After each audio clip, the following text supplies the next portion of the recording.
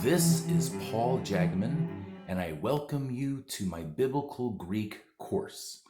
I have developed a new method for learning ancient Greek, which greatly simplifies the process and will get you to an advanced stage relatively quickly.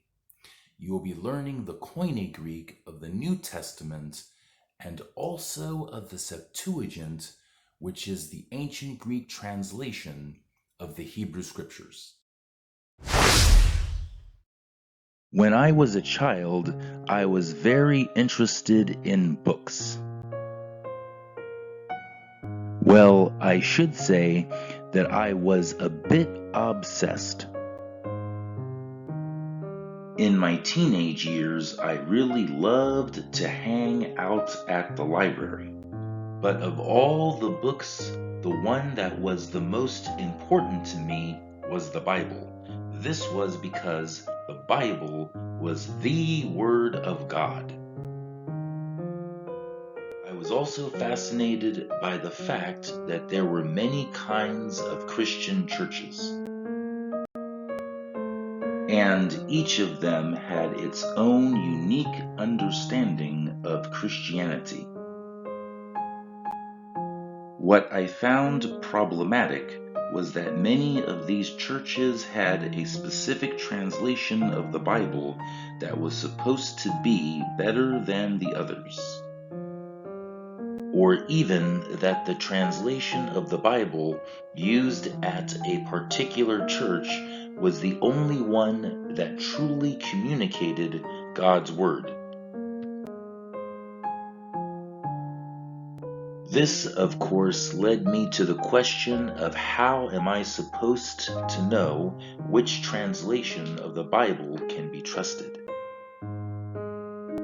Now, this question was poorly conceived because in reality, the best, most trustworthy translations of the Bible have all been revised. As a man, having become more sophisticated, this question became the following. In case of a dispute over the meaning of a scripture or verse in the Bible, how can I know which translation is better? Well, to me, the answer to that question was obvious. I had to either have faith in a translator, maybe even a team of translators, or I had to learn to read the Bible in the languages in which it was originally written. I chose to learn those languages, and now I am happy to have the opportunity to teach you. Now you might be wondering, just what is the Jagdman method?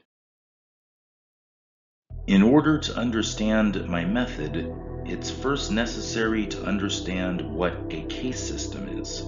The ancient Greek grammar is notoriously difficult for beginners, largely because you have to learn the Greek case system. A case system means that nouns change their form or spelling to reflect the grammatical function they have in a particular sentence. These case system endings also have to be applied to anything that modifies a noun, such as demonstratives, adjectives, and articles. To give a concrete example of this, when you learn ancient Greek, you have to learn 17 ways to say the word the. And here they are. This is a chart of all the ways to say the in ancient Greek, and you'll notice that what also complicates matters is that ancient Greek has masculine, feminine, and neuter nouns. We will now take a look at a Greek word, anthropos, to see what kind of information these different forms communicate. We have here four different singular forms of the Greek word for human being or person, anthropos. To the left of each form, you can see a form of the word the. Now, even without knowing how to read the Greek script, you will be able to recognize that the letter at the end of each form of this word is different, and also that the word for the is also different.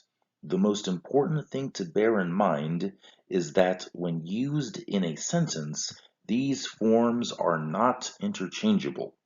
The form you use depends upon the role that you intend for the noun to play in the sentence.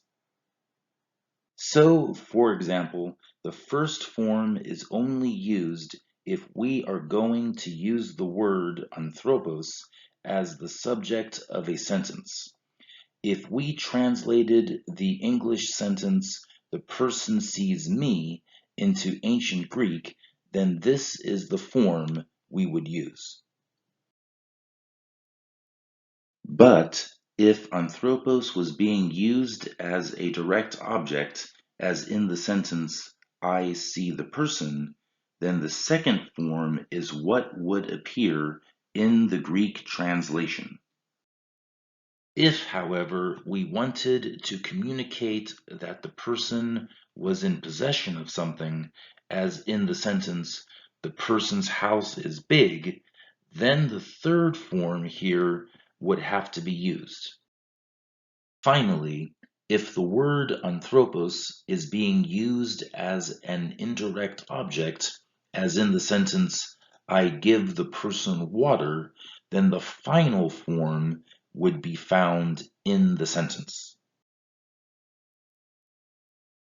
Now, if you count each of these words for the on this chart, you'll notice that there's more than 17. But I told you that there was 17 ways to say the word the.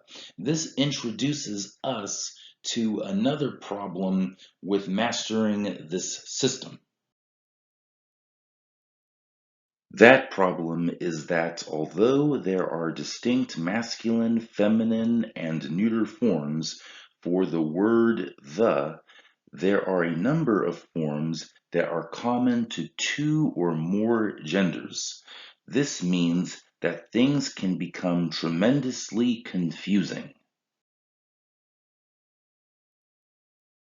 You'll notice in this chart that under masculine, feminine, and neuter, there is a form of the word the that is identical in all three groups. You will also notice that half of the words for the under the masculine and neuter columns are the same, meaning that it can become challenging to remember whether a specific noun you find in a sentence is masculine or neuter.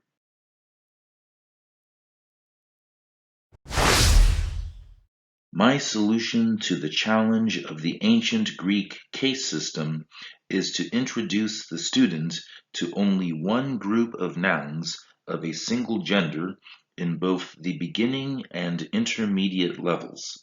This allows the case system to be internalized without all the confusion that results from trying to process the various inconsistencies.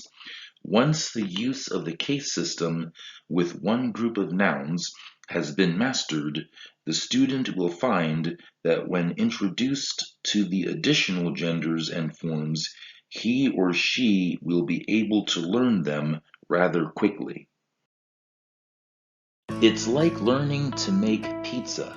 The different groups of nouns are like different kinds of toppings that you would put on a pizza. No matter what toppings you choose, the pizza recipe stays roughly the same. If you were learning to make a pizza for the very first time, it would be a waste to spend lots of time telling you about all the different toppings or sauces that you could use. The most efficient way would be to make the recipe for the sauce as simple as possible and perhaps have no toppings at all. But once you felt pretty comfortable preparing the dough, the sauce, and the cheese, meaning that you had the recipe memorized, then you would be able to focus your attention on the wide variety of toppings that could be used. The final thing I should say, and this is the most important, is that the number one reason why people never succeed in learning a foreign language is giving up due to the fact that their progress is too slow. My new method allows you to progress at a rate where you will feel that you are truly accomplishing your goal.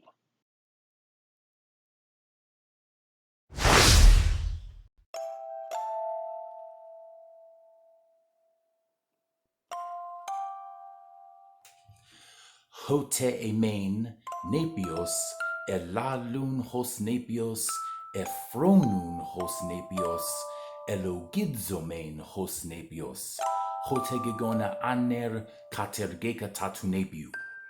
Hote emein nepios, when I was a child, elalun hos nepios, I spoke as a child, ephronun hos nepios, I thought as a child, elogidzomein hos nepios, I reasoned as a child, hote gegona aner, but now that I am a man, katergeka tatu nepiu, I have given up childish things.